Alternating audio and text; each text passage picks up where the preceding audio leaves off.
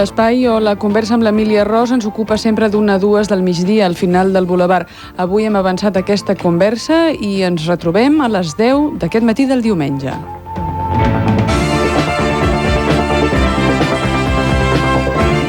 Bon dia, Emília Ros. Bon dia. Per celebrar les festes cal matinar una mica més. Sí, sempre s'ha matinar. Sí, però així et deixem temps per anar a comprar. És veritat que avui diuen que estan doncs bastantes coses obertes. Tot obert, sí. Molt bé.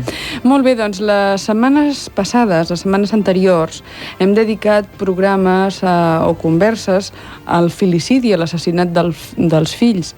Hem parlat dels nens torturats, també hem parlat de l'abandó o la manca d'amor, i avui voldríem dedicar el programa a una altra forma de filicidi emmascarada, no? Sí. Que és la guerra.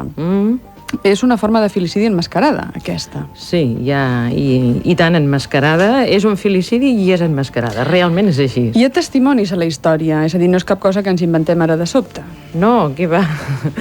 Mira, tenim d'entrada que en els mites, que és una de les coses a les que tots els pobles els han tingut i on projecten les seves experiències i els problemes psicològics d'ells i de les persones, aquests mites que són els portadors de creences que serveixen per reforçar la moral tradicional, l'estructura social i la màgia, doncs bé, tenim, i no anem a explicar-ne cap ni un, però només anomenar que la mitologia grega la tenim absolutament plena de filicidis.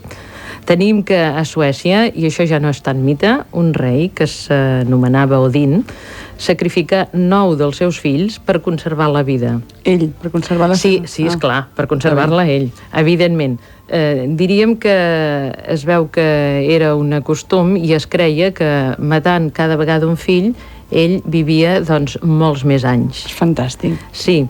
A l'Àsia Menor, també el rei, en èpoques de perill nacional, sacrificava sempre el fill primogènic per el benestar del poble. Tenim, per exemple, el rei Moab, que veient que perdia una batalla, sacrificà el seu fill sobre els murs de la ciutat. La va guanyar, per cert. Mira, això ja no ho diu la història, però que va sacrificar el fill sí, perquè ja estava mort, no? Els sacrificis relacionats amb la guerra sempre han fet servir de víctima, sempre, els nens i els joves. És com si, mira, com si els homes sentissin que allò, no sé, ho han de fer, no? Podem dir que realment que el sacrifici dels fills ha estat realment universal. I ha durat, mira, fins al període semicivilitzat de tots els pobles. I encara en cultures que no han arribat a la civilització encara perviu. I això és el que trobem en totes les cultures. Trobem que en totes hi ha matances, mutilacions i mortificacions dels fills. Aquesta ha estat una pràctica universal des del que sabem del naixement de l'home en el món. I fixa't que l'àmplia gamma d'actituds agressives dels pares existeix realment en totes les societats, tant en les primitives com en les contemporànies. I és clar, per això hem una mica de no acabar concloent, però sí pel que anem veient, que és una característica específica de la condició humana, perquè fixem-nos que precisament l'instint dels animals inferiors a nosaltres mai no ha arribat a la perversió de destruir regularment les seves cries com fa la humanitat a través de les guerres, sacrificis, etc. A la Bíblia també es parla de totes aquestes coses. Hi ha exemples. Sí. La Bíblia descriu, tots més o menys n'hem llegit una mica, o la història sagrada que ens han fet estudiar, descriu les matances massives dels nens quan el faraó ordena que siguin ofegats al Nil, per exemple, no? Tots els nens jueus. Ara bé, després passa la inversa. Resulta que quan els jueus se'n van d'Egipte, també tots els primogènits dels egipcis són matats. Sense anar tan lluny, i d'aquí uns dies l'Església celebrarà la festa dels Sants Innocents, on Herodes va decretar matar tots els nens que més o menys tinguessin una determinada edat. Ara bé, hi ha una cosa important que a mi m'agradaria recalcar, I és que fixem-nos que en tots els casos, o que hem dit, o que coneixem, o que hàgim llegit de coses històriques, sempre una figura representativa del pare, sigui el rei, sigui un déu, sigui el senyor, sigui un faraó, és qui exigeix la matança d'aquests fills. I fixem-nos en una altra cosa, que les nombroses referències de la Bíblia sobre la matança dels nens indica lo molt que això preocupava els qui l'escrivien. També els profetes predicaven sovint contra la matança dels nens, i és clar, jo penso que no ho feien perquè sí, sinó perquè es donava, però moltíssim, esclar, això. Era un cas habitual, i per era això. Un cas habitual, i per això s'havia de predicar, de dir, i bé, i d'anar insistint. Llavors, hi ha una cosa molt curiosa respecte a això que a mi m'agradaria explicar aquí, i és d'on ve el nom d'infern i el concepte de l'infern. El concepte i la paraula. Sí, mira. Ve del lloc que estava situat a les afores de Jerusalem, on es cremaven els nens vius seguint el culte al déu Moloc. És a dir, per fer el culte a aquest déu es cremava un nen viu. Sí, no un, sinó molts. Bé, ja. Bé, llavors, la paraula que es fa servir en el Nou Testament per designar l'infern és la paraula Gehenna, amb una H intercalada, que és una corrupció de l'expressió Ge-Inom. Doncs bé, Inom és el nom d'una vall que hi ha vora de Jerusalem, escarnida pels profetes, i era el lloc on es donava mort a aquests nens sacrificant-los. Aquestes coses passaven més o menys fa 900 anys abans de Crist, en els temps de Salomó, Ajàs i Manassès. I aquesta vall va adquirir un significat sinistre i llavors va configurar posteriorment el mite sobre l'infern. Darrerament, aquesta vall es convertia en un lloc on s'abocaven escombraries que cremaven contínuament, donant la imatge dels focs eterns de l'infern.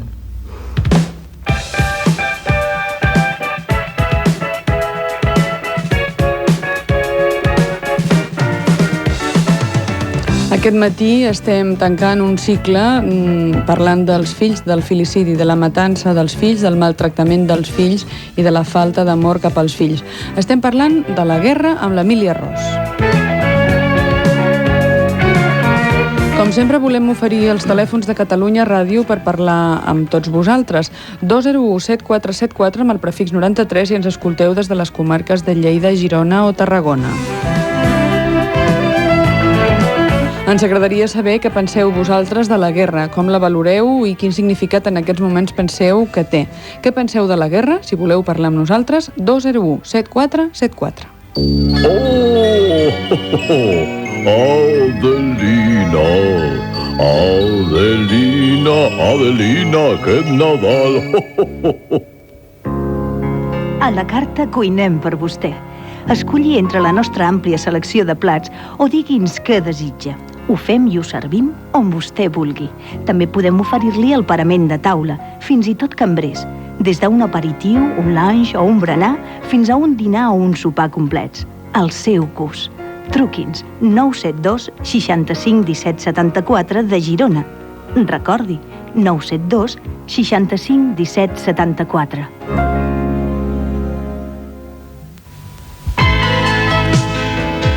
Pensant en tu, que cada dia vols veure en els seus ulls l'admiració. Frank Fills i Marc Frank de Platja d'Aro han creat un nou estil de moda. Vine a conèixer l'espectacle de la moda. Grup Frank, Pallateries. Estem molt a prop teu. Platja d'Aro.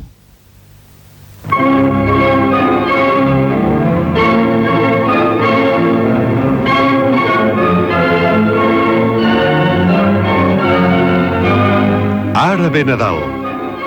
Farem xerinola i beurem cava, canals i noviola. Per Per aquestes festes entranyables, brindem amb el tradicional cava Canals i Noviola. Canals i Noviola per tradició.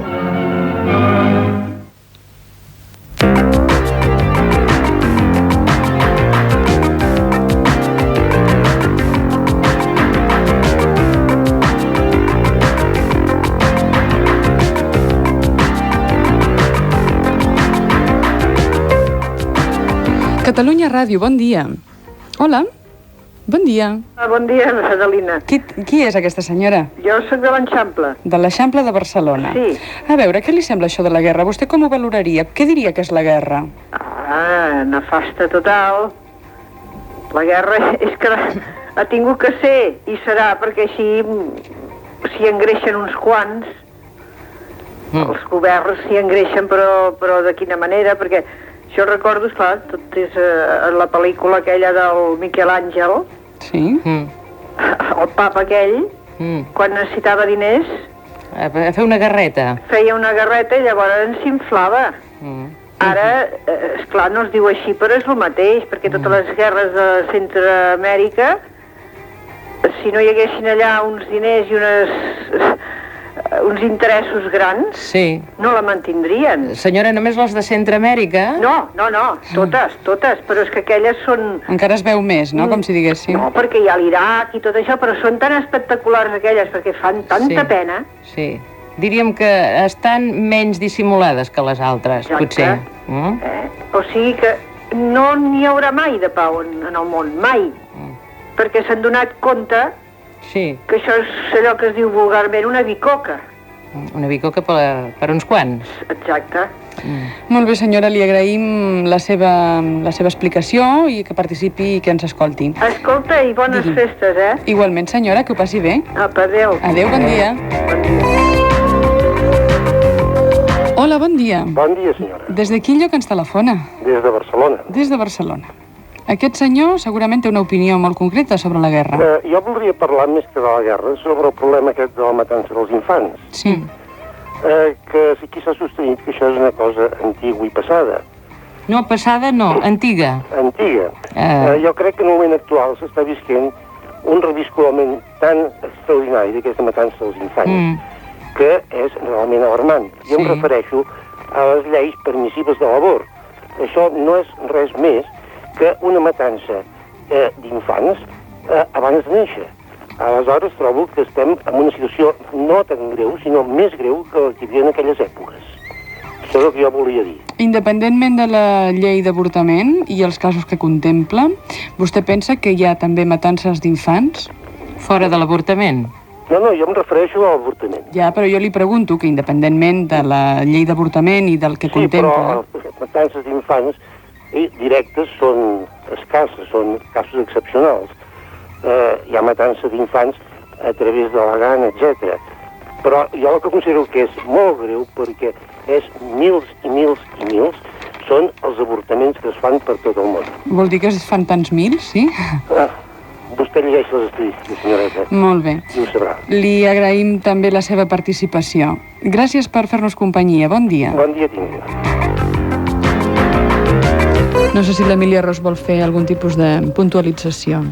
Sí, jo volia puntualitzar que, a més del que diu aquest senyor, a mesura que avança la cultura, realment no retrocedeix la matança d'infants. I jo em refereixo a la matança d'infants ja nascuts i que viuen, no?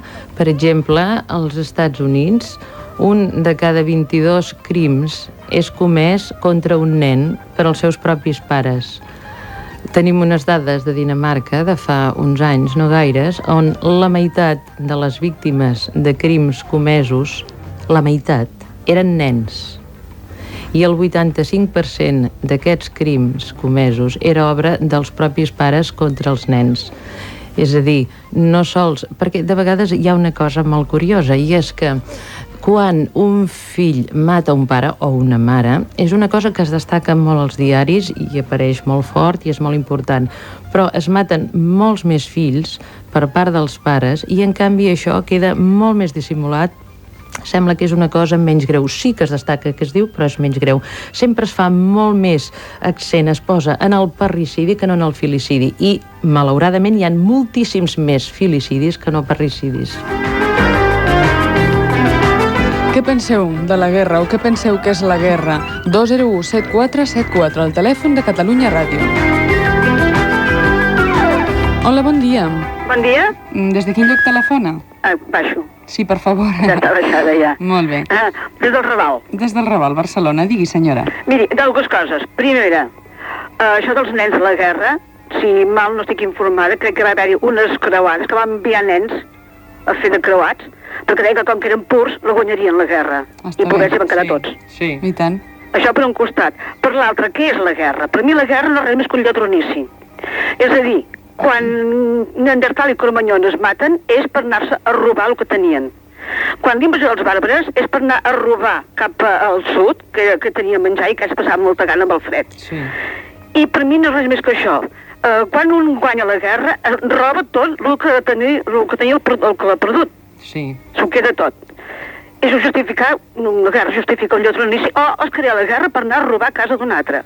Sí, però és aquesta. Jo crec que si la guerra volen que sigui ben noble, com ara que volen igualar les armes, el millor és desfer totes les armes i anar a cops de puny. Les armes també estan iguals a cops de puny. Però almenys els matar els que volen matar, ells, que es matin ells, però no que matin els pobles sencers, que no volem guerra. El que vulgui guerra que se la faci pel seu compte, però que no hi posi tot un poble. I si volen igualar les armes, doncs que vagi a cops de puny, també són armes iguals. I no cal que matin tots els pobles. És a dir, que per mi la guerra és més que un llatronici. D'acord, senyora, li agraïm la seva trucada telefònica. Bon dia.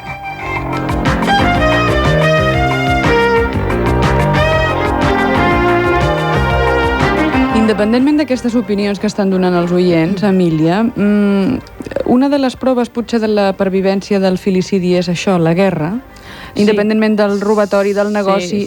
És una demostració del filicidi encara vigent? Sí, perquè, esclar, quan parlem de filicidi i parlem de matar fills, sembla que només parlem de matar nens petits, no? I realment el que tu has dit tens molta raó, perquè només fixem-nos en unes petites dades, com el filicidi. El filicidi és la matança del fill, independentment de l'edat que tingui. Tenim unes dades que es va presentar a Ginebra a la Societat de Nacions el 72. Tenim que de l'any 1820 al 1859, és a dir, havien passat quasi 40 anys, amb 40 anys van haver-hi 92 guerres i van haver-hi 800.000 morts. Del 1860 al 1900, 40 anys també, van haver-hi 106 guerres amb un número de morts de 4.600.000 persones. I de l'any 1900 al 1950 van haver-hi 117 guerres amb un número de morts de 42.500.000 persones. I fixem-nos en aquestes xifres. I si ens fixem en aquestes xifres, no hi ha cap dubte que la matança dels fills, una de les maneres més enmascarada, més sutil, més refinada i encara donant-li un caire d'honor i d'heroïcitat és la guerra. I a més, el que podem comprovar per les estadístiques i a més llegint la història és que quan més desenvolupament sociocultural ja hi ha més guerres. Llavors com definiríem què és la guerra? Des d'aquest angle, no? Des d'aquest punt de vista o des d'aquesta valoració? Mira, podem dir bastantes coses. D'entrada, podem dir que la guerra és un homicidi organitzat que s'ha tornat lícit. La guerra també és un infanticidi diferit, perquè ja no es maten a la guerra, que també en moren, malauradament molts, però diríem els que van a la guerra, els que són enviats a la guerra, són joves, ja no són nens, però són joves. Joves que encara no han arribat de vegades a la maduresa de la seva joventut. La guerra és una forma molt ben organitzada de mantenir la sensació de persecució col·lectiva en un bon nivell. Perquè, fixa't una cosa, la culpa, llavors, sempre és depositada en l'enemic. És l'altre el que té la culpa. L'altre sempre és el dolent. I, evidentment, Per l'altra, diríem, nosaltres som els enemics i, per tant, som els dolents. I la guerra és aquesta forma de depositar en els altres una part del que nosaltres som. Llavors, ells sempre són els dolents i nosaltres sempre som els bons. Llavors, per què serveix la guerra o quina finalitat té la guerra, també contemplada des d'aquest angle? Mira, la guerra té la finalitat de mantenir a la gent que la fa, sigui quin sigui l'enemic, intimidada i sotmesa. I això va molt bé a tots els governs de tot el món, perquè ja se sap, és allò que quan... és una cosa que s'ha dit bastant, doncs, que Espanya només es va mantenir o es va unir per anar a la guerra contra el francès, no? La gent, els països, quan està depositat lo dolent a fora, quan és un enemic que ve i ens ataca, llavors s'uneixen. És a dir, una manera de mantenir un país unit és fer una guerra contra un altre. Llavors, també la guerra té la finalitat molt refinada, molt inconscient, molt dissimulada, de mantenir l'amenaça de mort sobre la joventut. Que fixem-nos que llavors el jovent s'ha de sotmetre totalment a l'exèrcit, desplaçant els seus llaços emocionals de la família cap a la comunitat. Això que es diu la pàtria. I la guerra també té per finalitat el realitzar la matança d'un sector de la societat, en aquest cas sempre els joves, i els més joves, que queden a casa i que de vegades estan també subjectes a aquesta intimidació mortal. Tots aquí recordem, i s'ha dit moltes vegades, a la nostra guerra civil, la quinta del biberó, no? Que eren nens de 15 anys, eh? Sí, de 15, 16 i 17, i algun menys. Llavors, aquí hi ha una cosa important, i és que a través de la història, a través del pas del temps, la submissió s'ha anat incorporant en el psiquisme del nen, després de segles d'intimidació, i ha arrelat ja definitivament quasi. Aquesta intimidació és transmesa i s'experimenta de molt diferents formes durant el desenvolupament infantil, i precisament una de les formes en què el nen va experimentant la intimidació que després el portarà a continuar-se sotmetent és això que en denominem educació.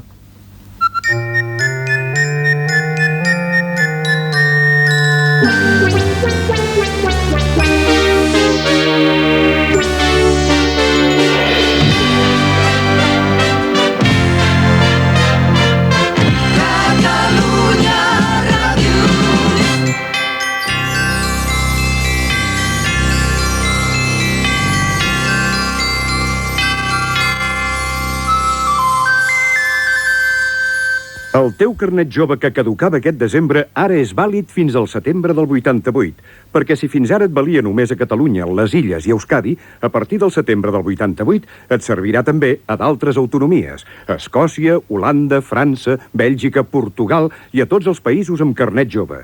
I a més, ara et valdrà 1.600 establiments més que trobaràs a l'annex 2 de la guia. Demana'l. I si tu encara no tens el carnet jove...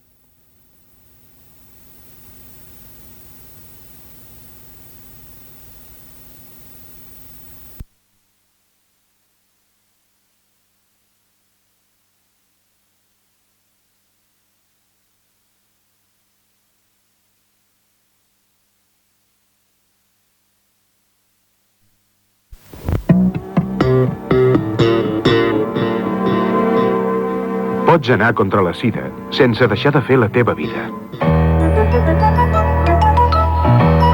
La Generalitat de Catalunya t'informa sobre la sida.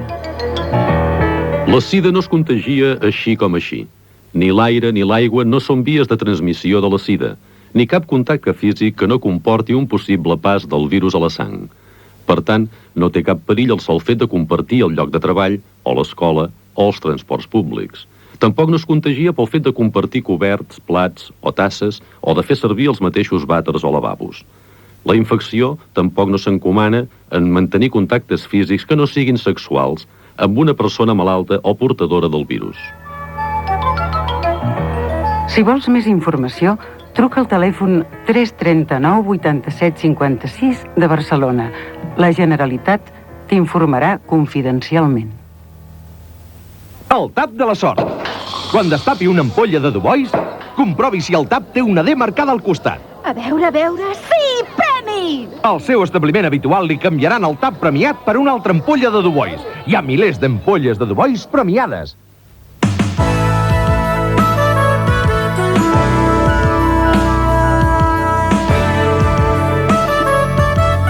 Aquest matí amb l'Emília Ros una mica més d'hora. A la 1 estaran vostès escoltant una retransmissió d'un partit de bàsquet de les semifinals de la Copa del Rei entre el Barça i el Fòrum. Avui amb l'Emília Ros estem parlant de la guerra.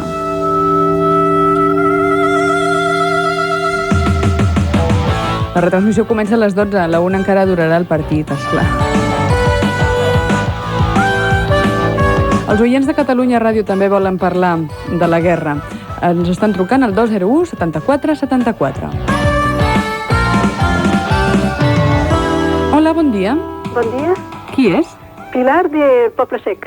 Truca des del Poble Sec, Barcelona. Què vol explicar-nos, Pilar? Sí, pues mire, que m'he quedat horroritzada. Sí. Perquè la guerra ja la vaig viure, que tenia 18 anys.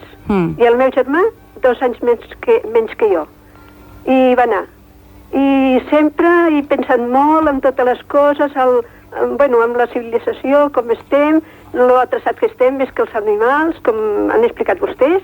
Estic d'acord amb tot el que han dit i amb el que han dit els altres oients. Però, escolti, jo estic horroritzada perquè penso que la civilització em sembla que és una mena de treure totes aquestes coses, aquestes injustícies que n'hi ha amb els nens. Jo tinc 3 fills i els 3 fills els he criat diferent que em van criar a mi. I els he donat tot, el meu marit i jo, tot el que hem pogut. I escolti, i ara, quan vaig tenir la primera neta, vaig ajudar la meva filla. Després vaig tenir, ara 2 més, el noi la pot criar ell, el matrimoni, i a la petita va treballar i llavors en cuido jo. Que tot això que estan explicant cada diumenge, doncs, escolti, m'agrada molt escoltar-lo. I escolti, la infància m'agrada, horrors m'agrada molt. I escolti, i tinc una pena perquè sempre penso que la civilització és el que trauria totes aquestes coses tan dolentes que hi ha al món, a la Índia, per no dir més, a tot arreu. I escolti, no podem civilitzar-nos més tothom? Expliqui'm això, per favor. D'acord, Pilar. Gràcies per fer-nos companyia des del Poble Sec, Barcelona. Bon dia. Moltes gràcies. Bon dia. Què significaria civilitzar-nos? Solucionaríem tots aquests problemes? Esclar, no, és que la senyora diu si no ens podem civilitzar més. I realment jo penso que sí, que a poc ja ens anem civilitzant, però és que, per exemple, una època, una generació és molt poca cosa de vegades per canviar costums, per canviar hàbits. Esclar, diríem que la vida, el terme mig de la vida d'una persona poden ser, suposem, 80, suposem que siguin 100 anys, no? Que ara la vida s'ha allargat molt més, però 100 anys, diríem, per remoure unes estructures tan antigues, tan velles, tan arrelades, és molt difícil. És evident que es va cada vegada més a constatar de que les coses es fan millor i la gent vol estimar més els fills. Però és que tot just, com dèiem un dia, estem despertant d'aquest malson. És que encara hi estem en aquell moment en què hi ha molts nens torturats, es maten molts fills. I és clar, no podem córrer més. El ser humà, diríem, l'espècie humana evolucionant, va molt lenta. Una generació, 2 generacions, 3 generacions és molt poca cosa. Si pensem, com dèiem l'altre dia, que no fa ni 100 anys ni molt menys el 1910 encara en el nostre país anaven nenes a treballar a les fàbriques tèxtils, nenes de 8 i 9 anys. Esclar. I vostè qui és? Bon dia. Bon dia. Hola, qui és? Hola, jo soc de Barcelona. Digui, senyora. Voldria felicitar-les a totes dues per el nivell d'aquesta... Perdoni'm un moment, senyora. Jo necessitaria que vostè baixés el volum del seu aparell de ràdio, perquè és que si no tenim un so molt deficient i la resta d'oients no entendran gaire bé tot això que vostè ens vol explicar. Suposo que això ja està solucionat. Hola. Molt bé, veu? Ara millor. Digui. No, jo només les vull felicitar perquè totes dues són fantàstiques, Després, per Nadal, també les vull felicitar i any nou, i també vull felicitar al nivell de les senyores que intervenen. Sí. Que també està molt bé. Molt bé. Només que això. I a més també vull dir que les guerres, que estic d'acord amb tot el que han dit, no cal tornar-ho a repetir, a mi el que em fa por és que aquesta retirada que fan ara dels míssils i tot això, que dintre de ser una espasa que teníem tots els europeus a sobre, però no se n'obri una altra de guerra com l'última. És a dir, que ara retiraran tot això, llavors no seran tan dolentes les guerres, i a veure si en vindrà una altra, com l'anterior. Només és que és aquesta por que tenim sempre. D'acord, senyora, doncs li agraïm que ens acompanyi. Bon dia. Catalunya Ràdio, bon dia. Hola. Bon dia.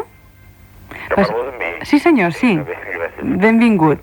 Gràcies. Des de Quillo que ens telefona. De Martorelles. Digui. Mira, jo d'entrada voldria dir-te que, compartint i identificant-me completament amb la definició que ha donat la senyoreta Ros del que és la guerra, diria, a més, que és una espècie d'avortament legalitzat, institucionalitzat pels governs, duc en altres èpoques venit per l'Església contra la humanitat en general.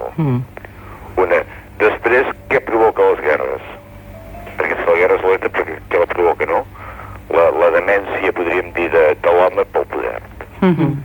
Aquesta és el meu pensament. Molt bé, li agraïm. Considero que la guerra és completament nefasta, negativa, però ja hauríem de començar d'entrada per evitar-la, no? D'acord.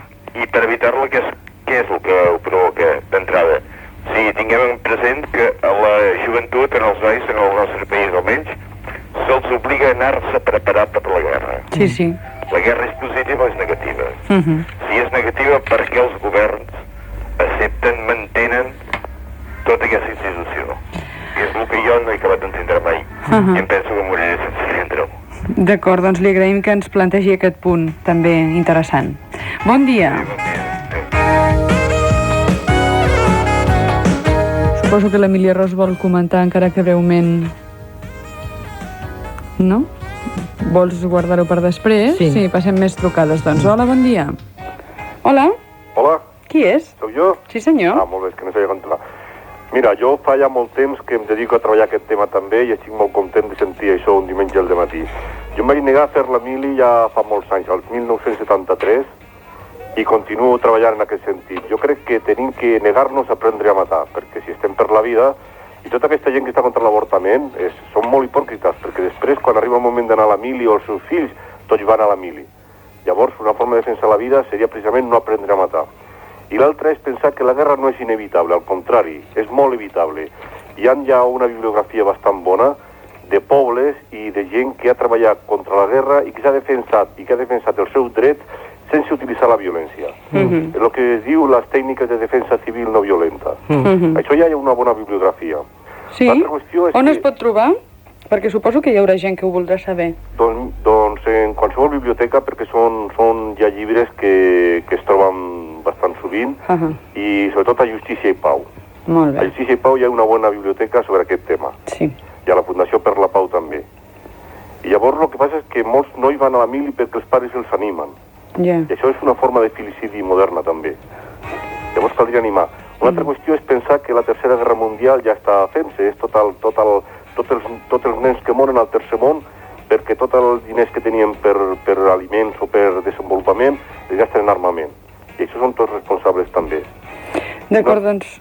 I una altra qüestió és que quan una persona ja ha passat el temps de la mili, també pot treballar per això, negant-se a pagar la part d'impost que va per armament i fent el que diem nosaltres l'objecció fiscal. Jo dic tot això perquè si no sembla que estem molt preocupats i que ens preocupa tot molt això, però que no hi ha forma de treballar. Esclar, hi ha una fórmula que ja es pot intentar, com a mínim, divulgar entre les persones que no la coneixen. Exacte, que estem molts treballant per la pau i contra el filicidi, i que hi ha solucions també.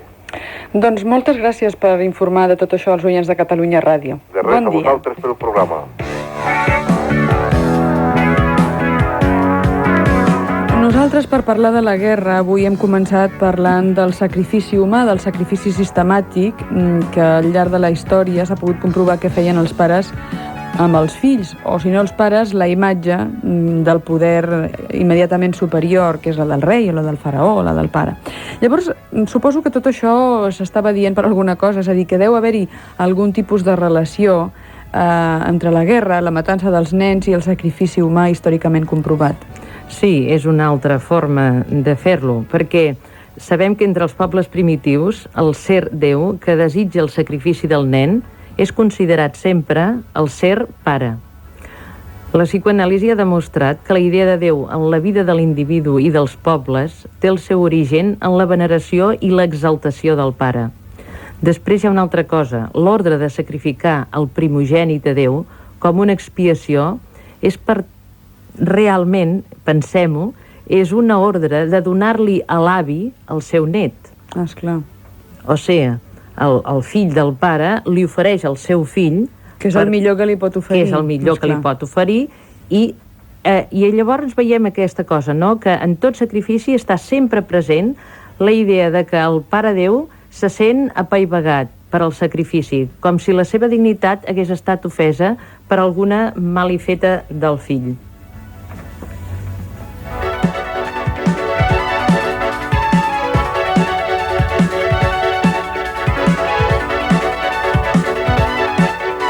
D'altra banda, potser la nostra societat actual, tot això del servei militar, com feia referència aquest oient, i la guerra, en el fons no és la continuació del rit aquest d'iniciació, que s'exigeix un sacrifici humà d'una generació per part de l'altra generació. Sí, fixa't, no existeix cap procés sociocultural que no imposi als seus fills sancions restrictives i rites d'iniciació, que molts acaben en l'assassinat d'una part d'ells de manera evident o dissimulada. I avui dia un rite d'iniciació seria el servei militar i una forma d'immolació dels fills seria precisament la guerra. I aquest sempre és el procediment, l'esporeguiment dels fills, que es funda, sempre fixem-nos, en la matança d'alguns d'ells, els que deserten. Això manté la connotació moral de que els vells són innocents i que els dolents sempre són els altres joves. La gerontocràcia, que és aquest govern dels vells, avui dia s'amaga en aquesta abstracció que en diuen la pàtria, exaltada per qui s'entrega voluntàriament i entrega la seva vida, encara que aquesta entrega, de veritat, és una exigència de sacrifici dissimulada.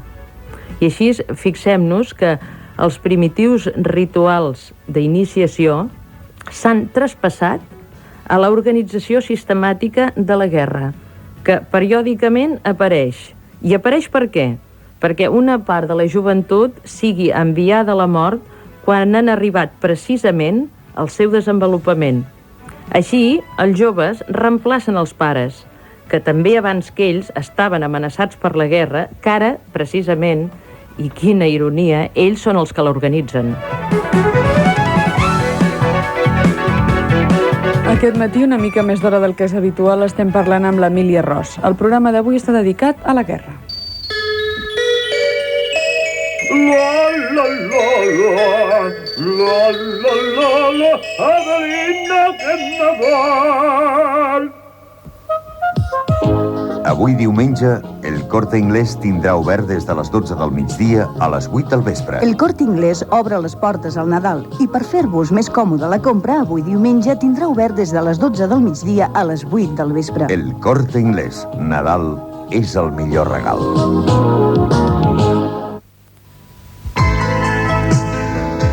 Pensant en tu, que cada dia vols veure en els seus ulls l'admiració. Frank Fills i Mar Frank de Platja d'Aro han creat un nou estil de moda. Vine a conèixer l'espectacle de la moda. Grup Frank, Pelleteries. Estem molt a prop teu. Platja d'Aro.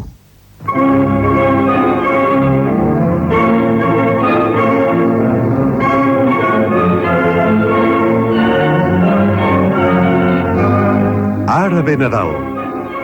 Farem xerinola i beurem cava Canals i Nubiola. Per aquestes festes entranyables, brindem amb el tradicional cava Canals i Nubiola. Canals i Nubiola per tradició. Avui diumenge, Hipercor obre. Amb l'horari habitual, de 10 del matí a 10 del vespre. Per facilitar-vos la compra i, com sempre, amb els millors preus. Alimentació, dolços, begudes, joguines, regals, tot el gust de Nadal a Hipercor Meridiana. Obert avui diumenge de 10 del matí a 10 del vespre.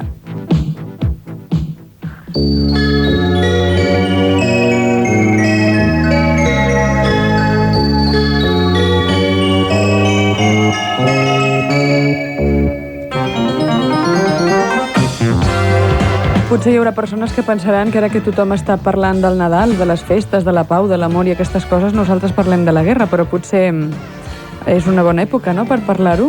Possiblement ara és quan la gent es pot sentir més sensibilitzada de totes les coses que fem uns amb els altres. Exactament. Bon dia, des de quin lloc ens telefona? Hola, jo? Hola, sí.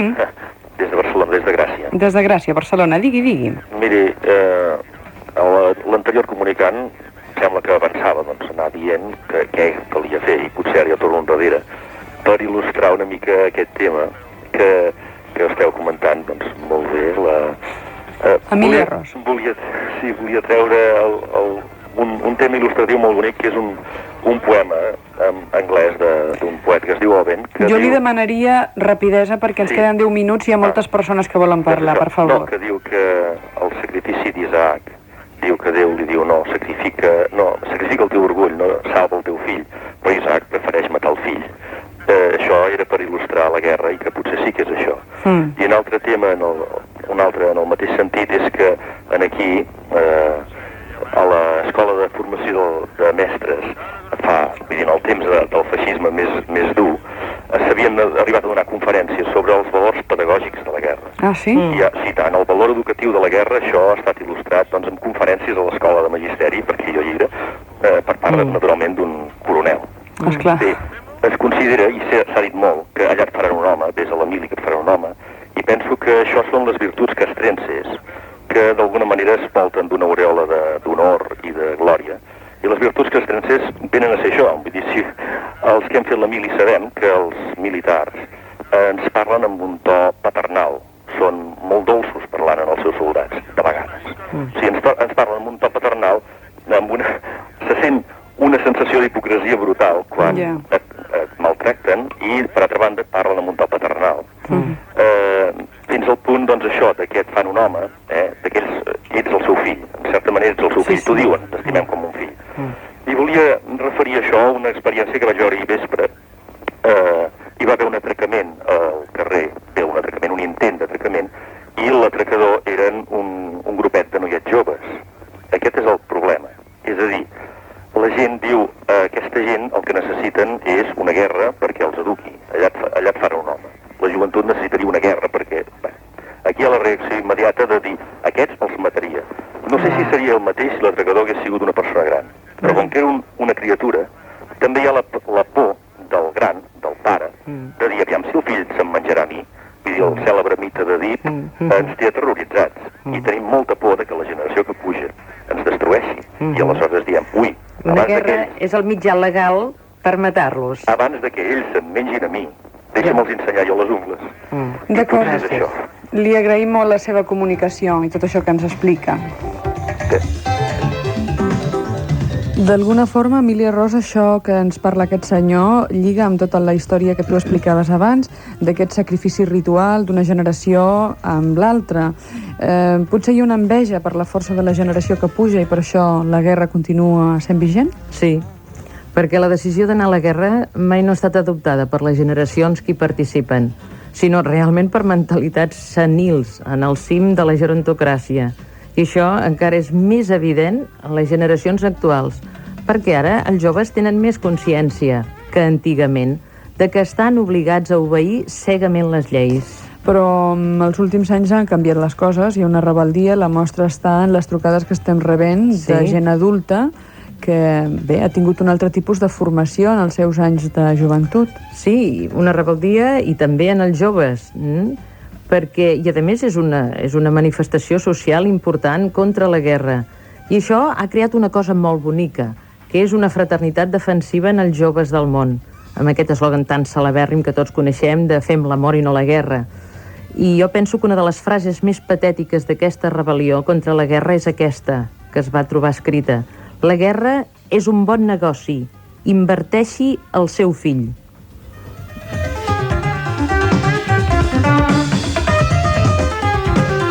Hi ha més trucades de persones que volen explicar-nos coses. Bon dia. Bon dia. Hola, des de quin lloc truca? Des de Sabadell. Digui. Miri, jo és que volia enfocar el meu comentari en dos aspectes. En primer lloc, em voldria declarar també com un dels que ha trucat abans, com a objector de consciència, perquè penso que és una de les maneres precisament d'evitar que la guerra continuï sent aquest negoci. Em sorprèn bastant per això que la senyora Ros em fa l'efecte que està enfocant com si els pares dels nois hi tinguessin també algun tipus d'interès en que aquests nois vagin a la guerra o es vagin a formar per la guerra. Jo diria que aquest negoci, qui l'està fomentant i qui n'està traient més bon fruit és els governs del món. Aleshores, la mostra està en que aquests governs del món en cap moment no fomenten, per exemple, l'educació del que seria el món sense guerra. Opino, doncs, que no és que tinguem que evolucionar, com ella em fa l'efecte que ha comentat, que tinguem que evolucionar els homes, els ciutadans, sinó que haurien d'evolucionar aquelles persones que volen accedir al poder. Jo em fa l'efecte que... Però són homes i ciutadans també, no? Perdó? Que també són homes i ciutadans, vull dir, no és una cosa a part. Les persones que creen o que formen part dels governs són persones que pertanyen a generacions concretes també, no? Sí, però opino que és... I que les votem. Perdó? I que les votem o no les votem. Els que manen. Però ells no, em fa l'efecte que no han pres pas consciència real de lo que és o de lo que seria un món sense guerra, un món sense l'afany aquest de poder, un món sense l'afany de poder dominar quanta més gent i quant més terreny o més riquesa possible. D'acord, t'agraïm molt que ens hagis plantejat aquest punt. M'agradaria que l'Emília Ros pogués parlar amb tu i per això hem de parar aquí la nostra conversa. Gràcies. Què li volies comentar a aquesta persona que ens truca? Sí, volia dir-li que no és que els pares estem parlant... Miri, els éssers humans tenim una part conscient per la que pensem coses i creiem que ens regim i una part inconscient que no ens n'adonem de moltes coses que fem. I el que passa és el següent, que molts pares que han passat pel servei militar i que potser que han passat per la guerra, ells, quan són grans, quan tenen l'edat de que els seus fills vagin o facin el servei militar o vagin a la guerra, de vegades se n'obliden una mica d'aquestes coses i llavors és quan ve allò que dèiem abans, de vegades aquesta enveja inconscient molt arrelada que tots portem de vegades a dintre, de que és més còmode, per dir d'alguna manera, encara que dolorós, que mori el fill, que no que mori el pare.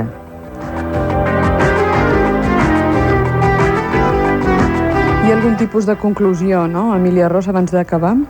Sí, mira, així com tota revolució és una expressió del parricidi, les guerres són una expressió del filicidi i de l'agressió contra els fills negant-ho a la vegada. Ara bé, les guerres, per sort, els joves d'ara, en aquest moment, estan donant molt poca importància ja a aquesta idealització que es fa de la concepció heroica de la guerra, perquè es comencen a comprendre les guerres per el que veiem de totes les persones que han anat trucant. I fixem-nos que en una guerra moren tant els joves d'un costat com els de l'altre, i que els vells, què passa amb els vells que han declarat la guerra? Doncs mira, conservaran la vida, després faran la pau, després d'haver eliminat la joventut d'un costat i d'un altre. Què va passar a l'Alemanya quan va acabar la Guerra Mundial, per no dir ja Europa? Alemanya, qui va reconstruir Alemanya després d'haver mort tants milions de joves? Doncs la va reconstruir un vell, que ho va fer molt bé, l'Adenauer. Era un home que ja estava precisament que li passava l'edat de la jubilació. Qui es va repartir el món després de la Guerra Mundial? Dos vells, Churchill i Roosevelt, dos homes ja caducs. La guerra és la institucionalització de la matança i denigració dels fills. I els que la fan amaguen les seves intencions mitjançant la idealització.